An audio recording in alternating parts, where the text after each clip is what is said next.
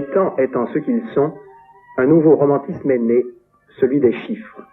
Ainsi, nul n'ignore que cet Apocalypse, ce livre vedette, unit 2 records. Tirage 1 exemplaire, prix 100 millions. Les pierres nous font mesurer l'éternité et la vanité de l'instant. Sigmaringen, le célèbre château de Céline et de tant d'autres, n'a pas fini de passer à travers les changements d'opinion, de régime, de siècles, indifférents aux infidélités de l'homme.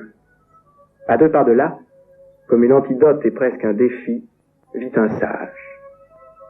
Ernst Junger, l'un des maîtres de la pensée allemande d'aujourd'hui. Auteur de Feu et sang, Le Bosquet 125, Sur les falaises de marbre surtout, qui condamnait le nazisme. Joseph Forêt alla voir Junger de nombreuses fois, d'abord pour l'intéresser, puis pour le convaincre, enfin pour passer à l'exécution même du travail, car les 7 écrivains ont calligraphié leurs textes sur le parchemin. Junger habite la maison du forestier en face du château, et son jardin est rempli de fleurs, surtout des soleils. Quand il n'écrit pas, le philosophe s'abandonne à sa seconde passion, il herborise.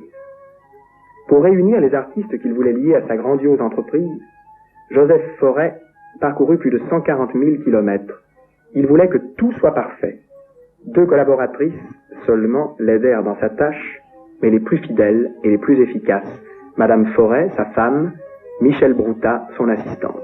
Elles ne veulent se souvenir que de son entêtement. Dali, à Port-Ligat, et tandis qu'il travaillait au Centre Aquarelle de la Divine Comédie pour le même Joseph Forêt, Dali avait été le premier informé du projet de ce livre unique. Pour en réaliser la couverture, comme s'il voulait qu'elle fût un jaillissement apocalyptique, un monde en formation mélangeant tout à la fois le céleste et le terrestre, le réel et l'irrationnel, le tendre et le dur, l'éternel et le quotidien, le Christ et sa mort, la nourriture du corps et la satiété de l'Esprit Saint, le miel du passé et les arêtes du devenir, la perle et le pu, la pierre noire et l'agate, pour cette couverture moment, pour cette couverture monument, porche fabuleux sur lequel s'ouvrirait le livre, Dali partit d'une plaque de cire que Joseph Forêt lui avait apportée de Paris. Il l'éclata d'un coup de hache.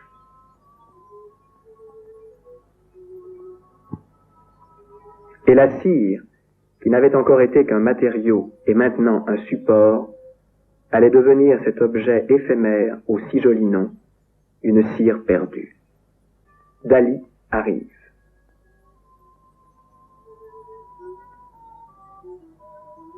Quand il se dévêt, on voit qu'il a forcé la chance, il porte une combinaison d'or.